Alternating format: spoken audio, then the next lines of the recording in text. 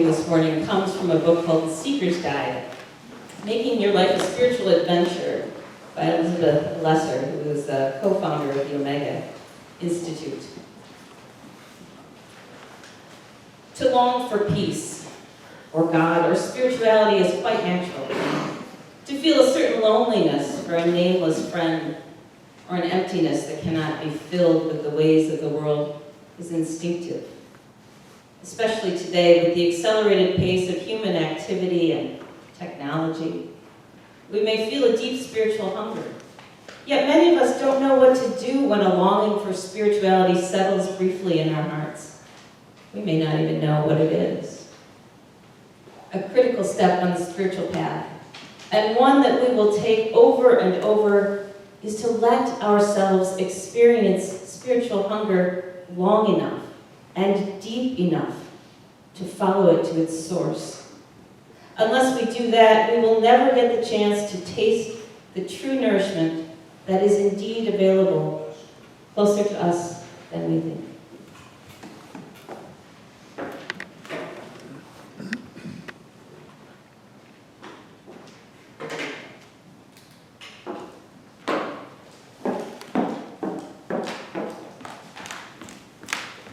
The scripture reading this morning is from the Gospel of John, chapter 4. It is about an unnamed woman at the well, at Jacob's well, talking with Jesus. A story we've probably heard many times before.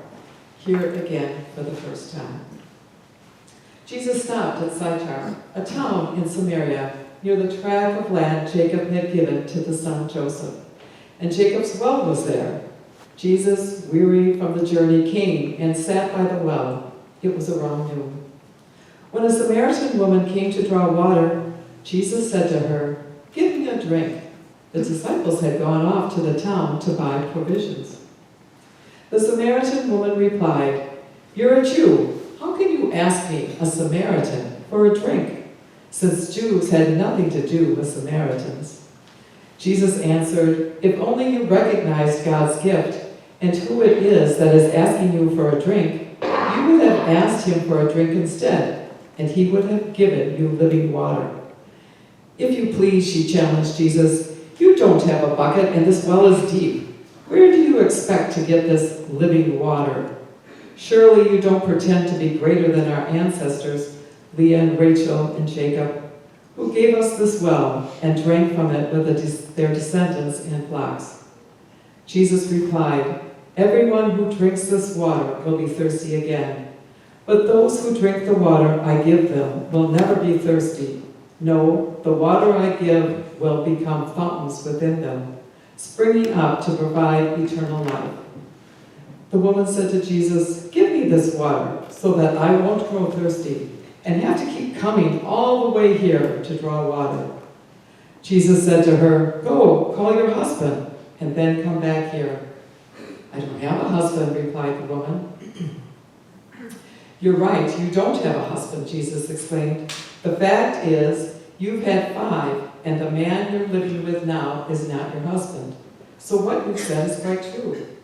"I can see you're a prophet," answered the woman. "Our ancestors worshipped on this mountain, but you people claim that Jerusalem is the place where God ought to be worshipped." Jesus told her, "Believe me, the hour is coming when we'll worship Abba God, neither on this mountain nor in Jerusalem. You people worship what you don't understand. We worship what we do understand. After all, salvation is from the Jewish people. Yet the hour is coming and is already here when real worshipers will worship Abba God in spirit and truth. Indeed, it is just such worshipers whom Abba God seeks. God is spirit, and those who worship God must worship in spirit and truth." The woman said to Jesus, "I know that the Messiah, the Anointed One, is coming and will tell us everything." Jesus replied, "I who speak to you am the Messiah." The disciples returning at this point were shocked to find Jesus having a private conversation with a woman. But no one dared to ask, "What do you want from him?" or "Why are you talking with her?" The woman then left her water jar and went off into the town. She said to the people, "Come and see someone who told me everything I ever done. Could this be the Messiah?" And at that, everyone set out from town to meet Jesus. Many Samaritans from that town believed in Jesus on the strength of the woman's testimony, that he told me everything I ever did. The result was that when these Samaritans came to Jesus, they begged him to stay with them a while. So Jesus stayed there 2 days, and through his own spoken word, many came to faith. They told the woman, "No longer does our faith depend on your story. We've heard for ourselves, and we know that this really is the Savior of the world." And now the unnamed woman.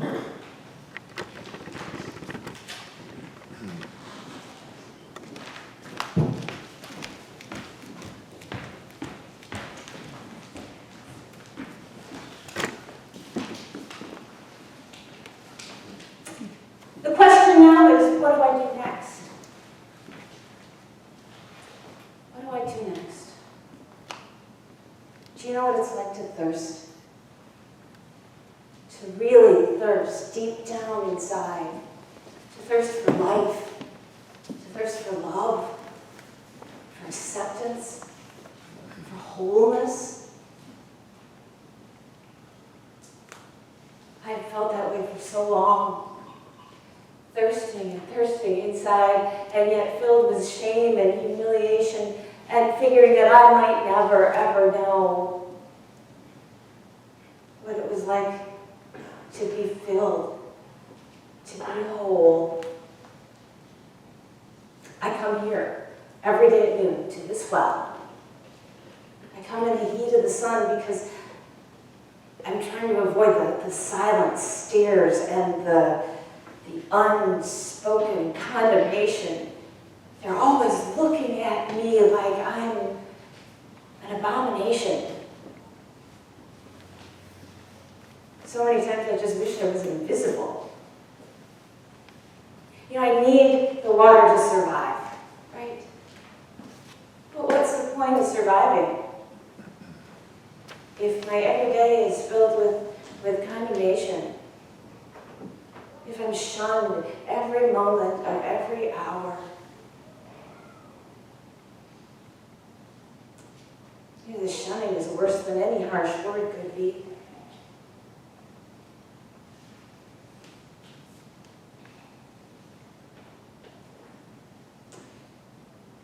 So while I come here for this water, the truth is that I'm like a barren desert inside. And I'm dying of thirst inside. And then something happened 2 days ago to change everything, I hope. It was like walking through a door. The change was so different. I went from dying of thirst to being filled forever. You know what happened, don't you? I met this man. His name is Jesus. See, I was coming here to this very well. And again, I was coming at the hottest time of the day, midday, so that nobody I hoped would be there, would see me. I didn't have to talk to anybody or avoid anybody or feel their stares. And I'm walking up to this well, and there's a man sitting there. And it's somebody I've never seen before. And I'm thinking, oh, I don't want to go all the way back and wait. I'm just gonna go. I'm just gonna do it. I'm just gonna keep my eyes down. I'm gonna get my water, and I'm gonna go home. And I get close to the well, and he spoke to me. Nobody speaks to me anymore. I just about jumped out of my skin when he asked me for a drink. Now, I confess that I have not had the best luck with men in my life. In addition to that, this guy was a Jew. Like a holier than thou, we know the best way to worship, hate Samaritans, which I am, kind of Jew.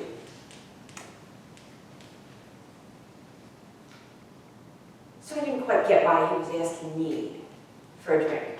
Now, mind you, after being shunned for so long, you get to the point where you figure that you got nothing left to lose, right? So I've gotten a little bolder as the years have gone on, and I decided I was just going to challenge this Jesus guy.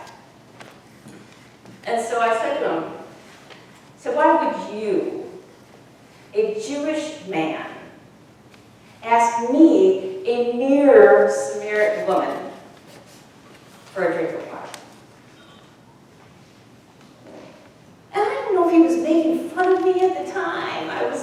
I didn't quite understand where he was coming from, but he had this little smile on his face, and he looked at me and he said, well, if you only knew who I was, you would ask me for a drink. And I would give you living water. Living water is that code. I've had living water from men before, and I didn't need any more, thank you very much. So I played along a little bit, and I said, well, how are you going to get me this water from the well? You didn't even have a bucket to get water from the well. How are you going to give me living water? Who do you think you are anyways? Do you think you're better than our ancestors were who dug this well? And he very calmly said, anyone who drinks of that water will thirst again. But if you drink of the water I have to offer, you will never thirst again. So I figured he was either crazy or he had something I needed. So I asked him to give me this water. And what does he do? He tells me to go get my husband. Does he want to know if I'm available or what? No, I figured he knows that I'm here at noon for a reason, right? He's trying to trip me up. Maybe he wants to shame me into telling my story so that he doesn't have to give me this living water he speaks of. Why do people always do that? Why? Why do they care if I'm married to one person or I've been married to 5 husbands like I have? Do they think I wanted to be married to 5 men? No, I didn't. I only wanted the first one. He was the one I loved. I knew him from the time when I was a child. We grew up together, and we loved each other so much. Then we tried to have kids, and the first one was stillborn, and then the next one died when she was 2, and it was just awful. And then he died. I was devastated. I never wanted another husband ever again. I didn't want to love ever again. I didn't want to try ever again. But you know what Jewish law says? Jewish law says that if your husband dies and he has a brother, then the brother has to marry you and take care of you. So great, I had to marry his older brother. Let me tell you, it's no fun being a wife of obligation. And the first wife wasn't too thrilled about it either. And then guess what happened? So that husband died. There's 2 husbands down for me, but there's a 3rd brother, right? So now this poor 3rd brother has to take us both on. So he marries both of us. And then, like 2 months later, he dies. I have no family. I have no children. At this point, I don't have any more friends, and the synagogue is shunning me. They've all decided I'm a cursed woman having 3 husbands die. That I'm a horrible sinner, that I must have done something awfully wrong to have this happen to me. So now I'm out on the streets, and I'm begging for food. Until finally a man comes along and offers to marry me and take me off the streets. And it's been so rough that I take him up on it. Oh, one of the worst mistakes of my life. But hey, I was off the streets, right? Little did I know this man had an awful temper. He divorced me for burning his meal. So where does that leave me? Back out on the streets. Begging for another 2 years. Sleeping on the ground under a tree with a stick by my side, hoping nobody comes up on me and wanting something I'm not prepared to give. So, okay, I wasn't the smartest thing to do, but I made the same mistake twice. I married somebody else who offered to get me off the streets. Oh, and he was an unkind, ungrateful son of a... You know. And I was not displeased when he died in a brawl not too long after that. Never mind that, so that's 5. And then I met somebody nice. He's a nice, kind, gentle man. But I'm not marrying him. Had enough of that. Did that 5 times. Didn't turn out so well for me, and frankly, it didn't turn out so well for that either. So I'm thinking, we're just not ever going to get married. It's okay, yeah, I've had 5 husbands, and the one I'm with didn't marry. But I've done nothing wrong. So I stood up to Jesus and I said, I don't have a husband. And he said, you're right. You've had 5, and the one you're with isn't your husband. So I looked at him closely now, because I'm pretty sure I've never seen this man before in my life, and I don't know how he knows this. He doesn't look wealthy. He's in tattered robes that are kind of dirty, frankly. But his voice isn't judgmental. And his eyes are kind. I hardly remember what that looks like anymore. And I think about it a minute, and I say, you know what? You must be a prophet. That's it. And we talk for a while, we talk about God, and we talk about worship, and then he tells me that he's the Messiah, and there's something in me that believes him. The way he's spoken and the way he presents himself, and just the feeling that comes off of him. I really believed that he was the Messiah, and so I risked. I took a risk. I ran into town. I didn't care if anybody believed me or not. But I had to try and convince them, try and get them to come see what I saw. And so I told everyone, I said, come meet the man who knows everything about me, even though I've never met him before. And I don't know if they just wanted to have one more thing to throw at me, so they figured they'd come out and prove me wrong. But they all came out. And they were amazed. And Jesus spent 2 days with us, talking to us, and teaching us about a God that I'd never known. The God I always knew was judgmental, vindictive, and angry.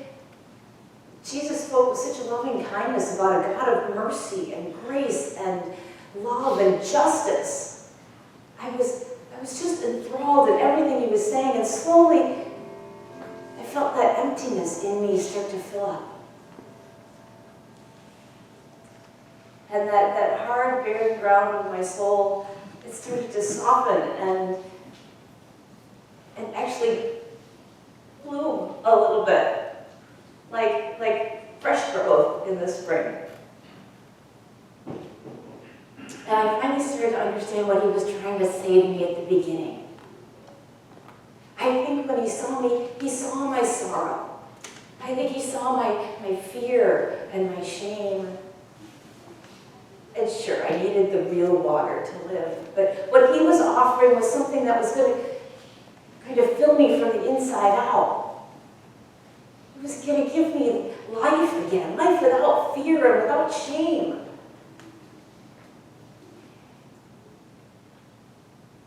In his presence, I don't feel worthless anymore. In his presence, I can let go of all the awful things that have happened and believe that God really loves me, that I'm not cursed, that I'm not a miserable person. In His presence, I know wholeness like I've never known it before. I've never known such joy, even though my life isn't perfect. And I've never known such peace that it's something I can hardly even explain to you because it feels so different and it seems so unbelievable. But let me tell you what I figured out. I finally realized that I don't need Jesus to have the living water. Because what He was trying to tell all of us all the time is that it comes from inside. It's a well within each of us.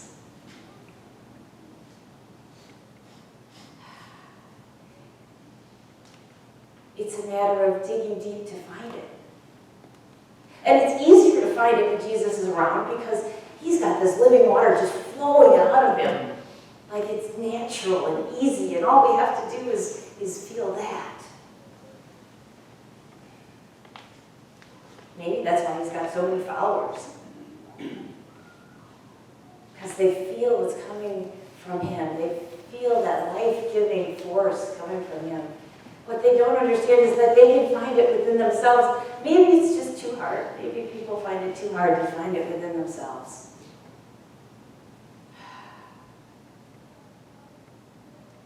So I have a decision to make. What do I do next? You know, the people of the town, they've actually been talking to me. It's like the shroud of doom and shame has been removed. But once he leaves, will it just come back? And what do I do about this man I'm with? Well, you see, he's a good man, but I don't love him. Do I stay with him? Do I try and make it work? Do I live this facade of a relationship, hoping that I don't just wither inside again? I feel like I'm on the threshold of this decision, and I look back and I see the past that I'm afraid is going to catch up with me again. And I look forward and I see this future I could have and wonder if it's sustainable, if I can sustain it.